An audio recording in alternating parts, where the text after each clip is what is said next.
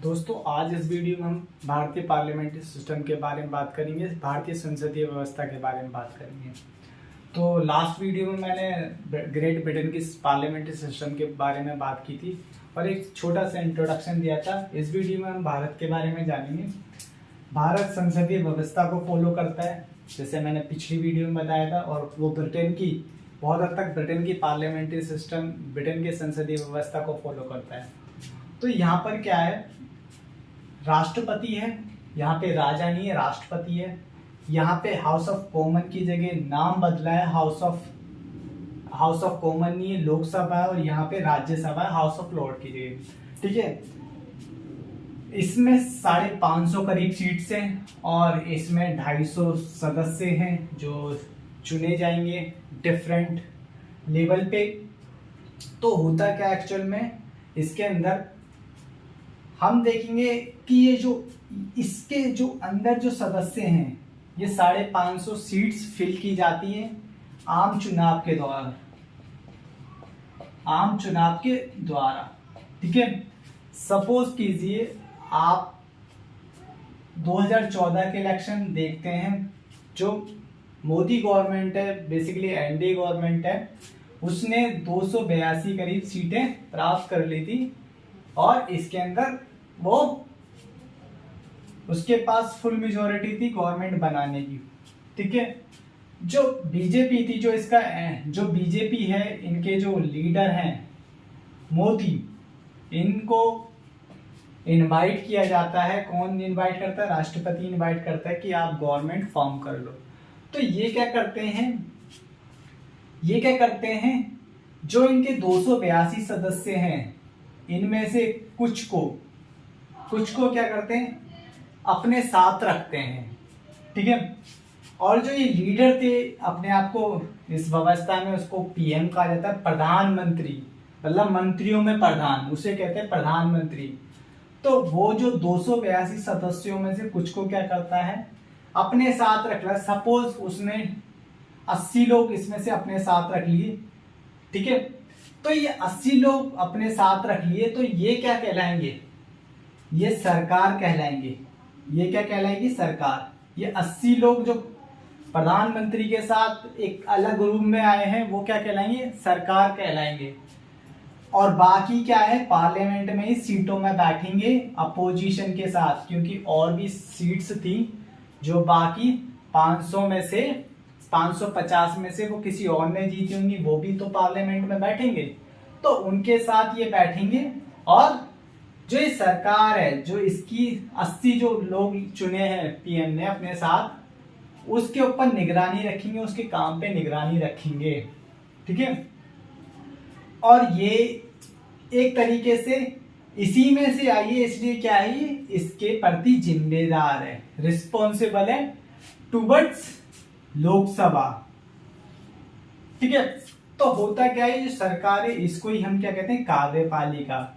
तो बच्चों, आपने समझा होगा कार्यपालिका और जो सरकार है, वो उसमें कोई अंतर नहीं है। सरकार और कार्यपालिका सेम है, लेकिन एक चीज में अंतर है, कार्यपालिका में 2 तरीके के सदस्य रहते हैं। ठीक है, कार्यपालिका में 2 तरीके के सदस्य रहते हैं।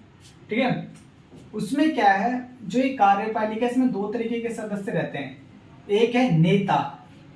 इस कार्यपालिका में 2 तरीके के सदस्य होते हैं। एक तो नेता जो चुनकर आते हैं, जैसे ये 80 लोग चुन के आए हैं, पहले तो लोकसभा में चुने, फिर जो मेजोरिटी पार्टी का लीडर था, उसने अपने साथ रखा, अपनी सरकार में रखा उनको। ठीक है, उसे ही सरकार कहते हैं। तो एक ग्रुप बना, उसको ही सरकार कहते हैं। वो जो मेन डिसीजन लेगा वही सरकार। ठीक है, तो इसे ही हम क्या कहते हैं, सरकार कहते हैं, इसे ही कार्यपालिका कहते हैं। इसमें 2 तरीके के सदस्य होते हैं। एक तो इलेक्टेड होते हैं, जो चुनकर आए हैं, इनको हम कहते हैं इलेक्टेड कार्यपालिका, चुनी हुई कार्यपालिका। और इसको ही हम क्या कह देते हैं, कैबिनेट। इस पार्ट को, जो कार्यपालिका में चुने हुए नेता होते हैं, जो लोकसभा में इलेक्शन फाइट कर आते हैं, जीत कर आते हैं, उसको हम क्या कह देते हैं, कैबिनेट कह देते हैं। ठीक है, इसमें कुछ ऐसे भी लोग होते हैं जो इनको असिस्ट करने के लिए आते हैं, हम उनको क्या कहते हैं, नॉन इलेक्टेड लोग होते हैं, वो नॉन इलेक्टेड लोग होते हैं, उनको वो कहाँ से आते हैं, सिविल सर्वेंट होते हैं, वो सिविल सर्विस के थ्रू आते हैं, आईपीएस आईएएस इन सर्विसेज से आते हैं। तो आपने देखा होगा जो केंद्रीय सचिव है ना, तो ये क्या है, ये यही है और इसी का पार्ट होते हैं। तो मैं आशा करता हूँ आपके बीच में जो कंफ्यूजन होगा कैबिनेट को लेके, कार्यपालिका को लेके, सरकार को लेके, ये कुछ भी नहीं, एक ही पार्ट है ना। उसका अंतर यही है, जो इलेक्टेड है वो कैबिनेट है, जो नॉन इलेक्टेड है वो सिविल सर्वेंट है, ठीक है। अब आते हैं राज्यसभा पर। राज्यसभा एक्चुअल में क्या है, राज्य का प्रतिनिधित्व करती है, राज्य का रिप्रेजेंटेशन करती है। इसके जो इलेक्शन है, जैसे इसके इलेक्शन जनता के द्वारा होते हैं, इसके इलेक्शन जनता के द्वारा नहीं होते, बल्कि स्टेट में, जैसे स्टेट में क्या होता है, स्टेट के अंदर वहाँ के एमएलएज इनको चुनते हैं और इनको भेजते हैं। तो ये जो क्या करता है, राज्य का प्रतिनिधित्व करता है, राज्य का प्रतिनिधित्व करता है, ठीक है। तो इसकी भूमिका पार्लियामेंट्री सिस्टम में, सेकंड चैम्बर पार्लियामेंट्री सिस्टम में सबसे सेकेंडरी टाइप की होती है। राज्यसभा की जो पार्लियामेंट्री सिस्टम है उसकी पोजीशन को कैसी होती है, सेकेंडरी, ठीक है।